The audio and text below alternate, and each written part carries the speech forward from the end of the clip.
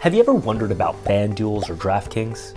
What about influencer marketing to teens about sports gambling? Well, in today's episode, we are going to dive into online sports betting. We will be talking about statistics, risk factors, and what you as a parent or clinician can do to prevent sports gambling addiction in your teen's life. Let's dive into this week's episode of Psych Child.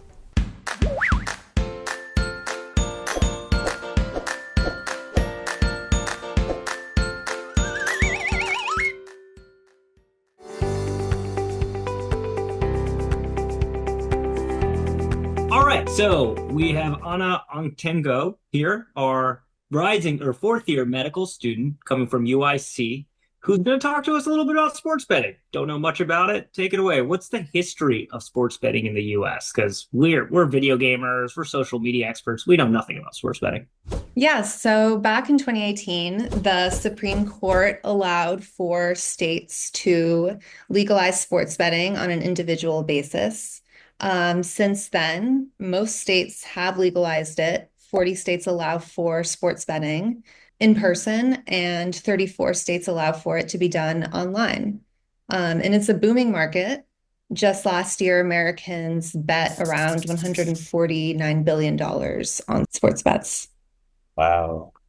I've heard there's a lot of free to download applications out there, FanDuel, DraftKings, things like that. Is this how people bet mostly at this point? Yeah, so a big part of the revenue from the market is from free to download mobile applications like DraftKings, FanDuel, Caesar Sportsbooks, and that can be downloaded without an ID, which is why this has become a rising concern for the adolescent population.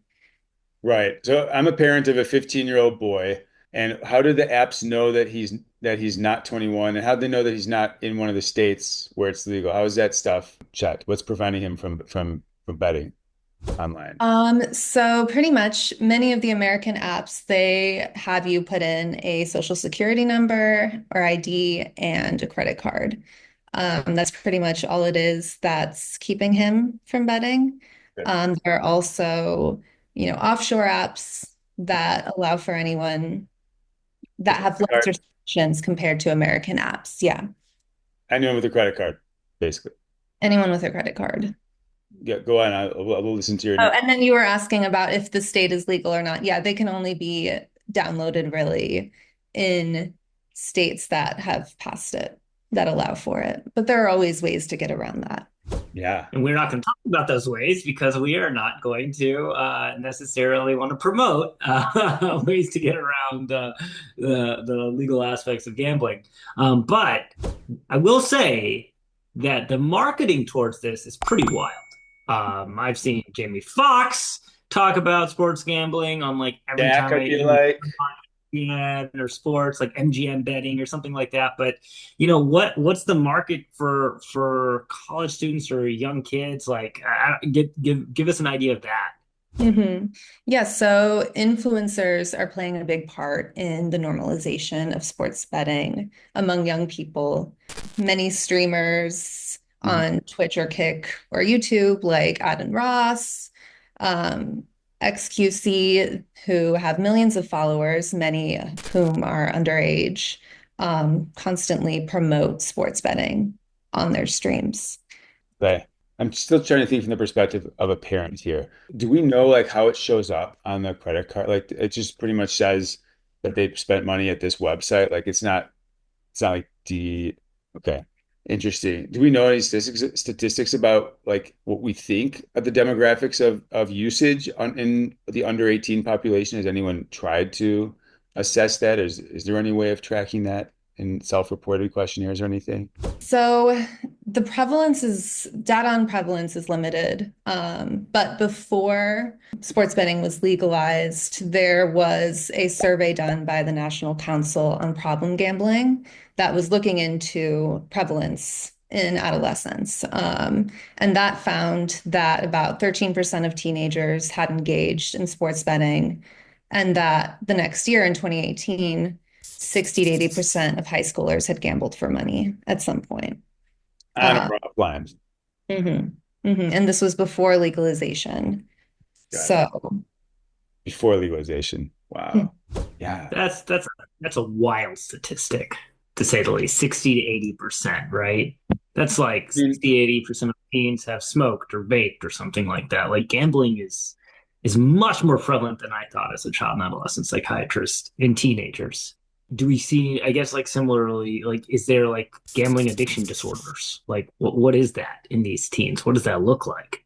Well, at least from this survey, that found all these like 60 to 80% of teens had gambled for money. 8% of them met criteria for gambling disorder. And with that, that includes having like symptoms of feeling guilty about it, secrecy, trying to stop but not being able to.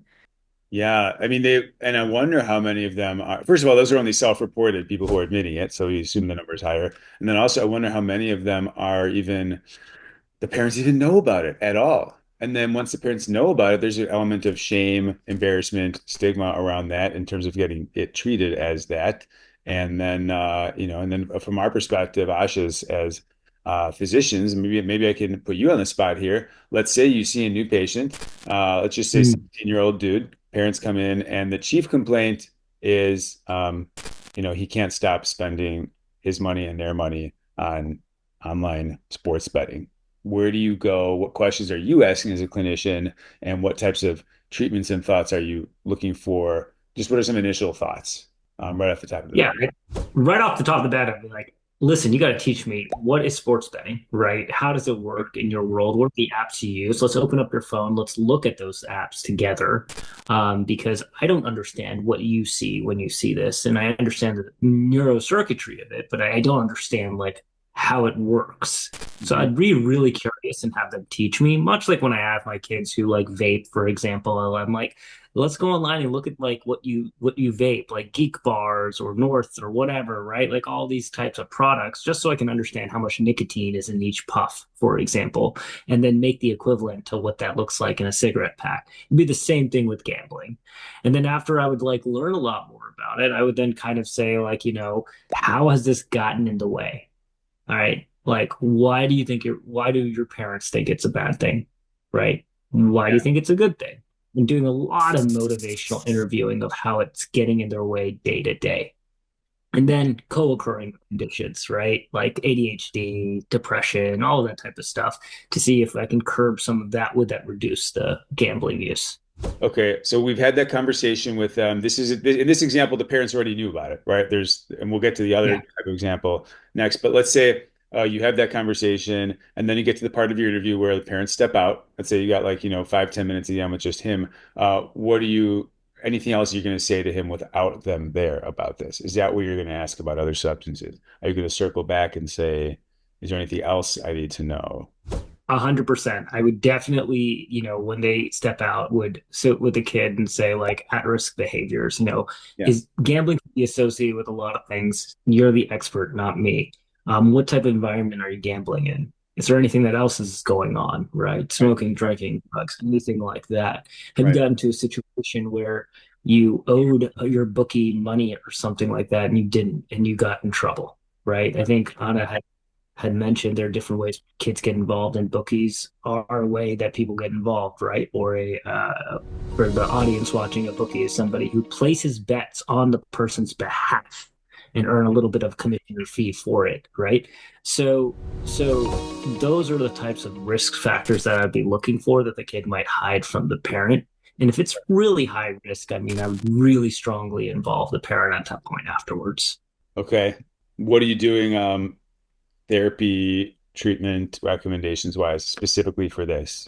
In terms of treatment, this is tough because, right, you're looking at addiction and you're looking at impulse control, right? So co-occurring conditions, right? That's what you're looking for. Particularly, this is a process addiction, right? It's not a chemical addiction. So just like gambling, just like social media addiction, video game addiction, all of these types of things, right?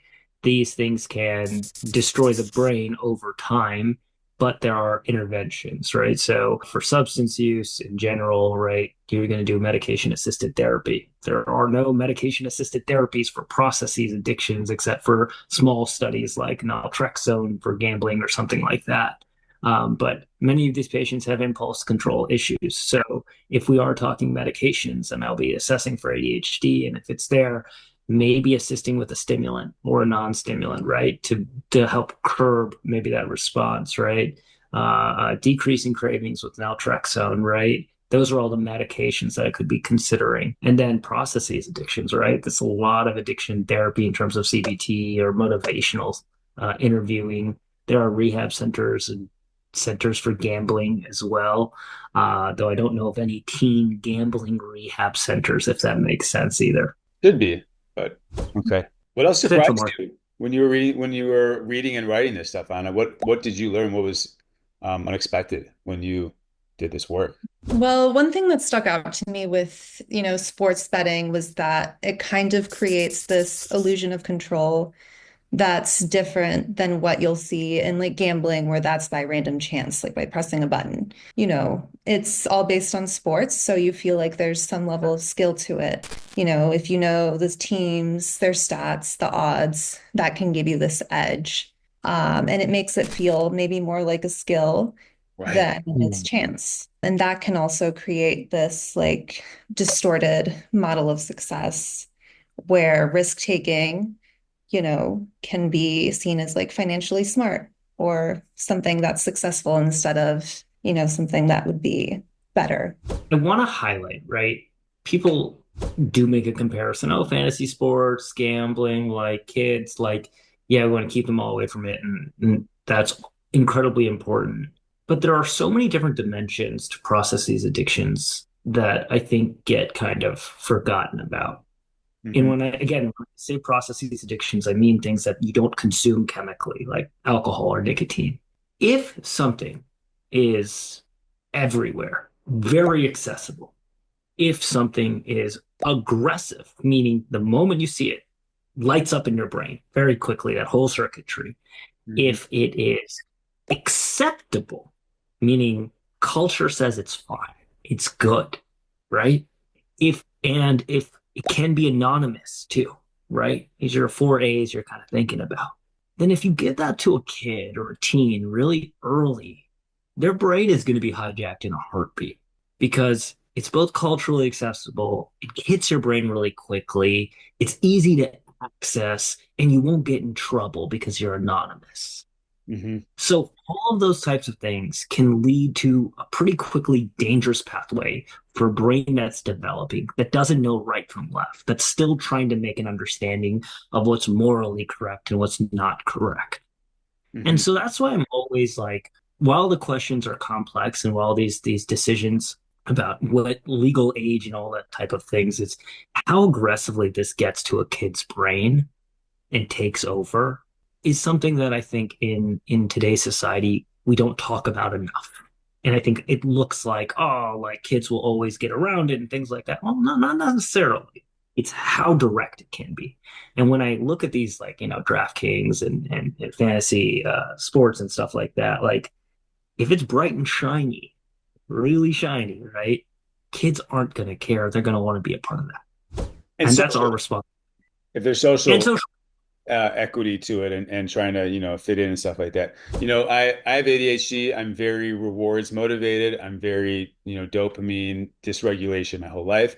There were games, actually, Sega Genesis game. I think I mentioned this maybe at one point. There's a Caesar's Palace Sega Genesis game that I would rent from Blockbuster, and you play it by yourself. It's not online, anything else. You just walk around a casino. You have a certain amount of money, and you can go do the craps table or roulette or whatever, slot machines.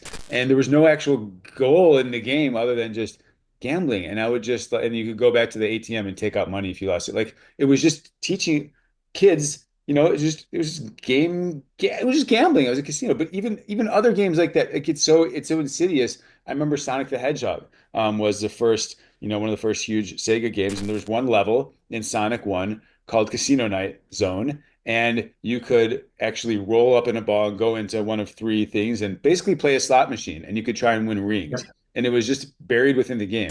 No parent would know that there was an opportunity to gamble, but you could stay there I would stay there and do it over and over and over again until I got three Sonic heads, and then I would get like 500 rings because I was just seeking that novelty, that dopamine rush of excitement there. I mean, talk about like very like asocial, like, not, connecting with other people, because I would play it by myself and just try and get those jackpots. And it would be so. I guess what I'm getting at here is like, as a parent, and I don't say this just to be fear mongering, but like, even if your kid isn't on a traditional, very obvious sports betting site like a DraftKings app or something like that, doesn't mean that they're not being engaging in absolute gambling, compulsive gambling types of behaviors. So I'm sure in Roblox, there's casinos and things like that. You know what I mean? Like these things are everywhere. So what are some general like guidelines that parents can think about in terms of teaching healthy habits for their kids, and finding out if their kids are engaging in, kind of addictive types of behaviors in any video game? So personally, I would genuinely say, like, how does it get in the way of things, right? Sleep, social interactions, right? All the things, right, that we talk when we talk about addiction, we talk not just about what the substance is, but the consequences of the substance, Sure. right? So that's where you see the functionality. So that's the biggest thing I'd first ask. If the functionality is totally fine, then I start thinking about who do you interact with in that game, right? Again, functionality, being really, really conscious of what you're asking, right? Because 10 hours of gambling on a gambling game is probably going to affect homework and sleep and all that. So Right. in some strange world where that's not affected, then I would get into social interactions. Are there adults? Do you know who they're interacting with? Are they leaving Roblox and going on to the Cord or the chat, which are just different terms for Discord and Snapchat, right? What's the parental settings primarily, right? Is it all private? All that type of stuff. That would be the second step I would do. And then the third step I would say is how much are the parents involved in playing the game with them? Well, there you have it. Today we learned that high schoolers know about sports gambling and are even participating. We also know that online gambling can lead to worsening psychiatric symptoms, is easily accessible, and most parents and clinicians don't know how to screen for it. However, early treatment is key. If you want to learn more about the hot topics in digital mental health, come check out our work at psychchild.com or check out our Substack below.